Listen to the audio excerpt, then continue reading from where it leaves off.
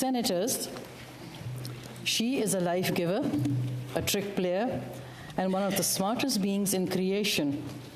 Everything she does challenges thoughts and perception, gifting teachings of responsibility, relationships, and life. Many say she is a food stealer, but she is brave in her fearlessness, bright in her mistakes. She is kind to those who are kind back, harder on those who need a dose of humility. She's the best parts of all parts. Those are the words used by Nagin Sinclair, a Anishinaabe author and son of our former colleague Murray Sinclair, to describe the bird known to them as Gwing Gwa She. To us, this bird is known as the Canada jay. And at the onset, honorable senators, I apologize if I mispronounce anything. I know how everyone struggles with the name Ataullahjan. Colleagues, as you might have already guessed, I rise today to speak on Bill S-221, an act to provide for the recognition of the Canada jay as the national bird of Canada. Every country that seeks to define itself chooses symbols to reflect its values, beliefs, and aspirations. That's why symbols matter. They are the stories that we tell ourselves about who we are. They are the anchors of our national identity.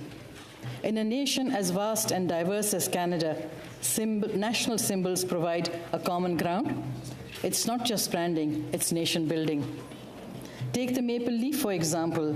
Even before it appeared on our national flag in 1965, generations of Canadians had already used it as a symbol of Canadian identity. The maple tree, after all, is an important feature of the landscape of eastern parts of Canada, where Indigenous people value it for its sap and other byproducts. Now, when we see the maple leaf displayed prominently on backpacks overseas or raised at an Olympic medal ceremony, it evokes feelings of pride, of belonging, of home.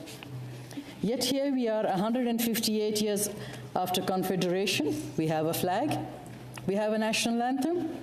We even have a national tree, a national horse. But we do not have a national bird. But why a bird, you may ask?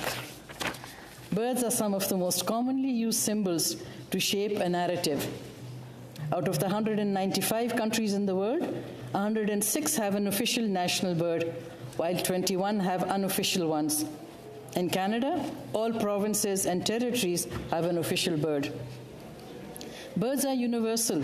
They're found in every part of the world and often across national borders. They are visually striking, frequently vocal, and observable in daily life. People take delight in watching birds, thus making birding or bird watching a popular hobby, especially in North America. And according to a CBC News article posted last year, a growing community of young people in Northern Ontario is choosing birding as their hobby of choice. Clearly, birds fascinate a lot of people, including me. Like many Canadian households, my family has feeders and bird houses in our backyard. There's nothing more pleasant than waking up to the sounds of birds as dawn breaks. Birds play an important role in our daily lives. For example, they help with pollination, pest control. They provide us with eggs and meat for sustenance. Their feathers are used in our clothing, pillows, and blankets to provide warmth, and in decorative items and some artistic works. Yet, birds are more than just beautiful or useful creatures. They're metaphors. They represent freedom, aspirations, vision. Their songs mark our seasons. Their feathers drift through our poetry, and their flights lift our imagination. Canada is home to over 450 bird species. Given this rich avian biodiversity, it's a shame that we still don't officially recognize a national bird. During an official trip last year to West Virginia, I was with former MP Brenda Shanahan, and we started talking about our love for birds. She told me about this project that she was trying to work on, or she was working on, with Dr. David Embird of McGill University to get Canada to recognize an official national bird. I would like to thank them for all the hard work they have done on this project. So Now let me introduce you to the Canada jay, as some of you might wonder why the Canada jay. Although a bird of many names, it remains Canadian through and through. After all, it has the name of our country in all its official names. Canada jay in English, Le Messenger du Canada in French, Perisaurus canadiensis in Latin, and found breeding in every province and territory of our country. This remarkable bird thrives in boreal and subalpine forests.